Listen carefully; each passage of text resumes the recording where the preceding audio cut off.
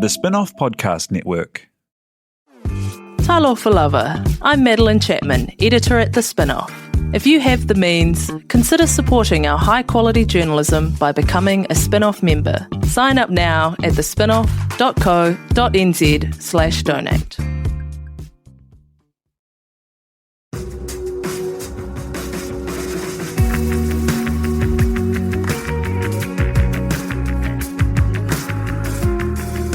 You're listening to Business is Boring, a podcast that reckons it's anything but.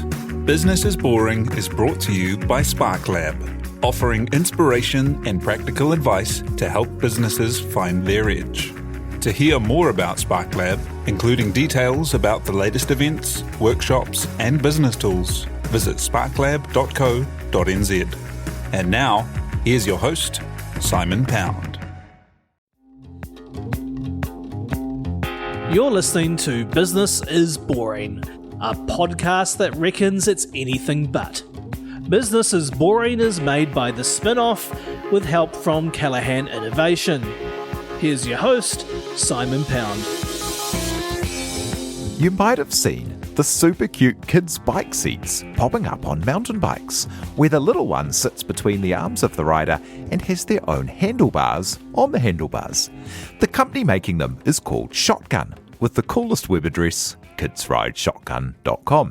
What you might not have known is that this is a Kiwi innovation, born out of a family wanting to go mountain biking together and a successful pre-order campaign to test the market. From a couple of riding mates turning the idea over together, it's grown to be sold all over the world with new products and a bigger goal to get kids off screens and to ultimately raise the next generation of mountain bikers. To chat the journey, what's involved in growing the product from Tauranga to the world, and what's next, co-founder Dan Necklin from Shotgun joins us now. Kia ora, thanks for being here, man. Hey, thanks for having me. Hey, thanks for blatting up from Tauranga to talk to us today. Tell me, what were you up to before starting this business, before it kind of took over your life? Yeah, well, thanks for having me. So before this, I was running a small digital marketing and social media agency in Tauranga with a small number of staff and a few clients. And that was keeping me pretty busy for a while. How did it come about? Like, I love this idea of the family wanting to stay together. Oh, well, it came about, I guess, a long time ago for me. I'd been riding bikes when I was young and loved the sport and just had so many great memories of mountain biking when I was a kid. And I wanted to recreate that for my family. I've got 3 young boys. They're not so young anymore, but so I really wanted to recreate that experience. And so it came about, my wife and I went over to the Redwoods where we ride, and we had our youngest with us, and we just had a terrible sort of time and thought there must be a better way. And so what constituted a terrible time?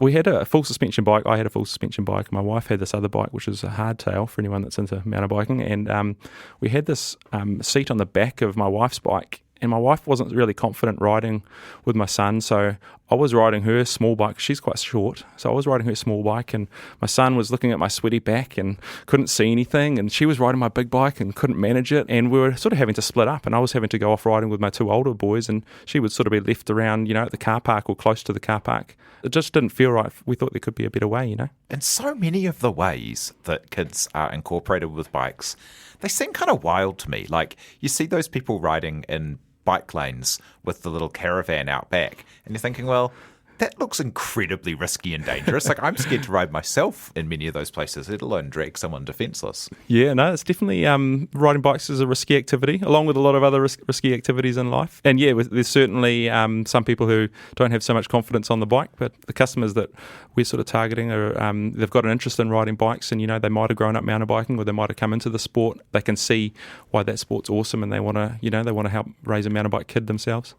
And so how did you go about taking that insight that mountain bike seats where the passengers behind the rider isn't a great experience and turn it into this cool seat that pops the little one in between your arms and hanging onto their own bars on the handlebars? I guess the first thing was that I could see there was a problem or an opportunity, and I could see that for sure, but I had no way of really making a product. And so I talked to my business partner, or my now business partner and co-founder Tom, a good friend of mine. We used to ride bikes together a lot, and we were actually at Zippy's Cafe in Rotorua after a ride with Tom, and it was just talking about this terrible experience I've had with riding with my family. And he just said, "Oh, we'll just make something. We'll just put something together for you." And then, sure enough, a couple of weeks later, Tom turned up to my house one evening with a bit of a prototype. It was very rough for us to test. Ah, cool. So was it as simple as that? Were there products out there? Like, was it something that was impossible to find, or was it something fun for kind of some mates to pull together? Yeah, there were a couple of options out there already. There was one that I was worried was going to scratch up my nice bike, so I didn't want that one. And then there was another one which was really expensive from the other side of the world, and I thought, I don't know if that's going to work either, and I'm not sure if it's going to get here, and it was rather expensive. And so that's what we thought, there's a bit of a gap here. And Tom's got a product development background, so he could pretty quickly see some ways we could make something a little better. What was involved in that prototyping? Like, how did you go about taking it from the idea through to turning up to your house into kind of a product that you thought was good to put to market? Well, a lot of riding. We did a lot of riding with my son Isaac. He was 3 at the time. And then Tom would make little improvements. And then we started talking to a couple of local bike shops as well and presented them the concept and said, what do you think of this? Would you use it? Could you sell it? What would that kind of look like? And it sort of started to form the makings of the idea there, I guess, is all, I guess feedback and trial and error was the real secret. What led you to the pre-order campaign to get going, kind of the Kickstarter-y type campaign? Was that a need to actually get the funding in to make it happen, or was it to kind of test the market and get some customers and see what was out there? It was definitely both. We definitely needed the funding. We also weren't sure if it was going to work, to be honest. We did a little video, actually. It was just posted on Facebook, and we were just looking for 10 families, mountain bike families, to try this new product out. And we had an overwhelming response, and the local paper actually noticed this Facebook post and then called up and said, "Hey, we want to interview about this new product that you're launching." And we were like, "Wow, this is really escalated." And then they said, to make it sort of a balanced article, we really need to talk to some bike shops about it too. So can you introduce us to one? And so then we'd had one we'd be talking to, and so they went and wrote the article, and then it was about to go to print, and they said, we need the domain name, we need another website address. And so I'd bought one that night and quickly put a website together, and then the article came out the next day, and we had a bunch of people enter their email to sign up for the pre-order. So it was definitely about funding, but it was definitely about checking that there was a concept there that people wanted. Yeah, that's cool. And so that came together that quickly. And is that the same name that you've run with to now? Yeah, that's right. Yeah, so we were really rushed for the name, to be honest. I think it was rideshotgun.co.nz when we started, and now it's kidsrideshotgun.com. And how did that pre-sale campaign go? It went really well, actually. I think we sold around 50 units, which was great, and that sort of funded a production run. Tom will know these details more than me, but I think we ordered around 300 units that we sort of cobbled together, and then we'd used that funds to also travel around the country. So we sold 50 of those 300, and I put the rest in the boot of my car and did a bit of a trip around the country to bike shops to see how that would go. When I got back from the trip, there were no seats there. That's fantastic. And when did the interest from around the world begin? We had a little bit of interest from Australia, I guess, because of proximity, and then the rest of the world really was quite deliberate. We could see the opportunity in New Zealand and Australia, and that's when we thought, this is a really big opportunity. We could really go after this, and that's when we raised a little investment. Now, when did you decide it was an all-in idea? Like, how far along the journey, or how many sales were you making? I guess I forgot to mention this was all happening alongside my other business at this stage. I'd taken some days off work to do my trip around the country to sell the seats, and then it was really when when we raised that investment and I sold my other business to really focus on this. That was when we thought, man, we're all in here. Let's go for it. What was the strategy? Like, how did you get the scaling overseas? Where are you now around the world, and how have you built that? Yeah, so most of our sales are in North America and Europe, about 80% of our sales. And we've entered markets by launching on Amazons and local marketplaces and getting stock over there. And then we've actually employed some part-time marketing people in various markets to help us with language in some of the European markets and in the US and Canada. And they've done a really good job of finding people who believe what we believe, that that mountain biking is a great sport, and that parents spending time with kids on the trails is an awesome thing, and getting into nature is amazing. So we've had these people who have helped us connect with industry and find, or at least basically create profile in these markets to get the product moving. And is that through distributors, or have you cultivated these relationships yourselves, or taken business partners on? Like, how do you go about, especially in a no travel world, building out something that's such a tactile kind of product. We were lucky to do a little bit of travel just before COVID hit, but for the main part, distributors have been amazing. So we've got, I think, around 14 distributors at the moment, and so those distributors supply bike shops around the world, so they've been amazing. And then we also sell online as well, which has been really useful during COVID when sometimes shops have been closed and that sort of thing. And then we're also on marketplaces as well, so a lot of people obviously in the States are familiar with buying on Amazon, and that was a really good way to get started because the customers, the eyeballs are already there. Made sense to put the product where the people are.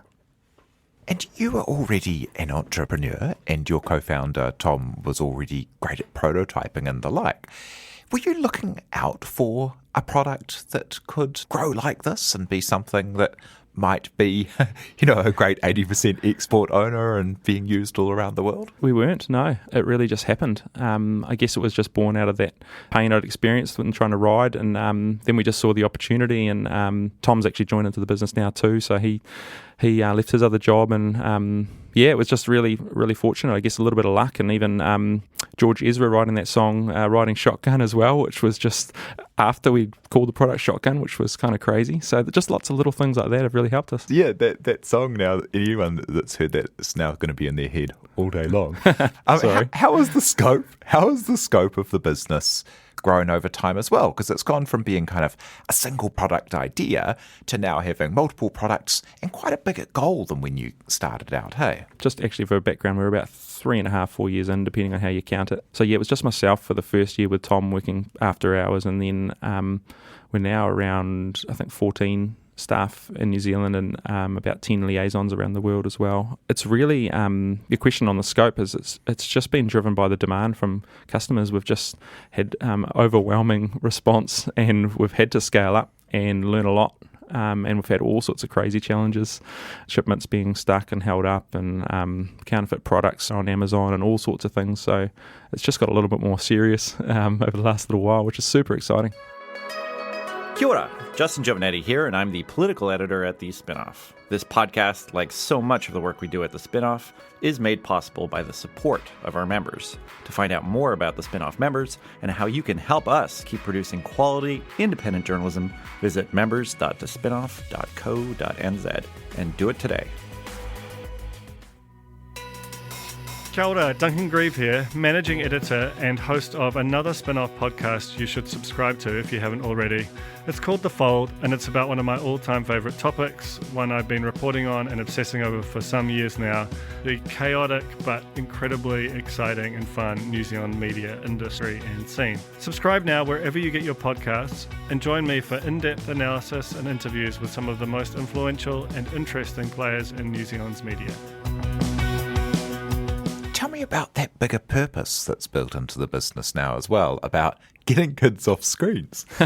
Well, we really want to raise the next generation of mountain bikers, and we think that it's such a good sport for all the reasons we mentioned before. And it turns out that resonates with a lot of people, and I think it's pretty hard, and with our busy family lives these days that we have, to carve out time to spend doing things that we like and enjoy, and spend time with our loved ones. So I think that's the bigger purpose. Yes, there's definitely a big commercial driver here too, but there's also, it really resonates with what we're doing. And I think if you ask the people in our team as well now, they see what we're trying to do. We've got an amazing team that really get that purpose. What is it about the product, in your opinion, that's meant that it has been such a hit around the world? You mentioned that it's nicer on a nice bike than some of the other ways of clamping a seat onto the top tube of a bike.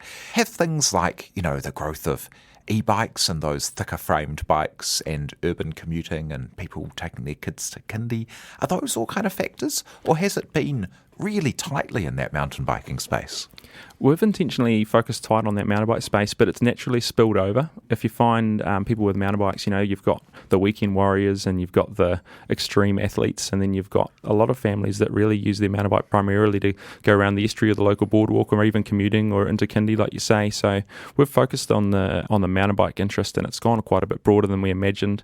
And I think as well, the thing that's driven the progress is the COVID situation. Obviously, we were already growing nicely before then, but there's this bike boom that's happening right now. In a lot of countries, one of the only things you can do is walk or exercise with your immediate family or bike. We've got kind of the bubble-friendly product right there, so that's certainly helped as well. Yeah, keep your bubble right in between your arms. That's right. How's it been operating from Tauranga, where we've spoken to a bunch of tech companies that are operating out of there, people like Lawview and Swiped On, and you're in at the office with Have the Swiped On, hey? Yeah, that's right. It's been great. There's a cool little startup. I guess those guys aren't really startup anymore, but there's some great businesses down there, and it's an awesome place to live.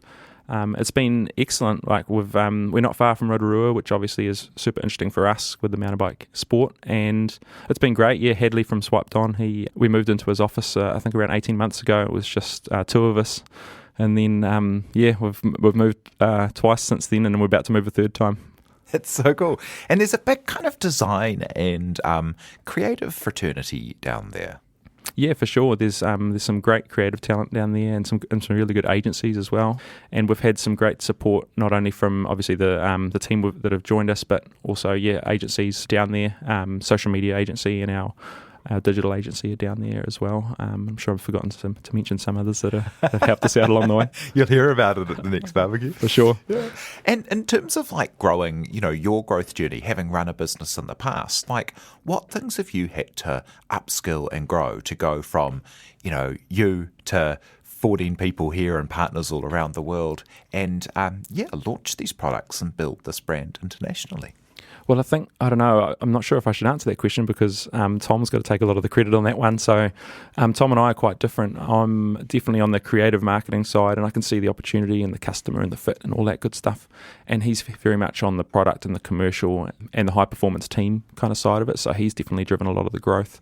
And I guess for me personally, the biggest change is just going from being in my little spare room to all of a sudden having all of these people that are all on the same mission, and it's learning to operate in that team dynamic, and realise that everyone is there to help. And I guess the leadership thing is something that's a bit new for me. It's normally been just myself or a small team, so I'm learning a lot in that space. What would your advice be for people who do have like a passion and then they see a product need and they think about launching something themselves? I'll bet lots of people told you, you can't do hardware, you can't do bike seats, it's going to be too the big guys will get you. The classic one we had was you won't be able to sell enough of those to make it work. And it's obviously we've blown through that, which is great. But I guess my advice would be just go after it. Like there's a lot of people that think about taking action, but not so many people that do take action. And so if you can take massive immediate steps towards whatever you're trying to achieve, and you're definitely going to get some pretty quick feedback, and then you can adjust. Whereas to just, plan and scheme and think of things and not actually implement, that's not as ideal. So it's all about action in my view. What are the plans for the company now? We're really only just getting started. Even though we've had this crazy growth journey over the last little while, we can see this opportunity to help create this mountain biking with kids category and to provide parents with all of the tools that they might need to raise their mini mountain biker from 0 to 5. And so we've got a bunch of recruitment to do, both locally and offshore. We'd really like to create a leading export business here. We think there's a pretty special opportunity to do something decent. And what will success be for you personally and for the company? Like, when will you know Shotgun has landed where you want it to land? Well, we're already really stoked because we're getting, we're doing this cool thing for the world and we're getting families onto the trails. But I think if we can build a team and we can build a business that's, literally raising this next generation of mountain bikers, if we can have an impact on the sport and an impact on parents and families around the world, and if you could go into a bike shop around the world and see and buy our products, then, that's probably a pretty good sign of success. So cool. Thank you for coming and sharing the story today. That's Dan Necklin, co-founder at Shotgun. Kia ora. Thanks for having me. Thank you to Tina Tiller for producing, and thank you very much for having us along and listening. Cheers. You've been listening to Business is Boring, presented by Simon Pound, and brought to you by the Spinoff and Callaghan Innovation.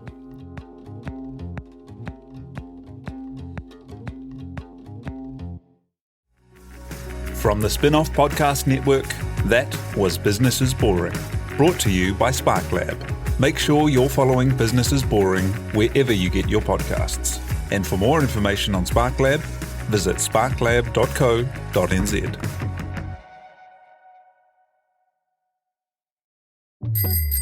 Ready to rediscover the joys of cycling? With over 300 kilometres of cycle paths across Tāmaki Makaurau, jumping on your bike and going for a ride is such a fun way to discover the city from a different perspective. Cycling is getting more and more popular across Auckland, so now's a great time to join the hype and give cycling a go. Head to at.govt/cycling to find your nearest cycleway today. The Spinoff Podcast Network.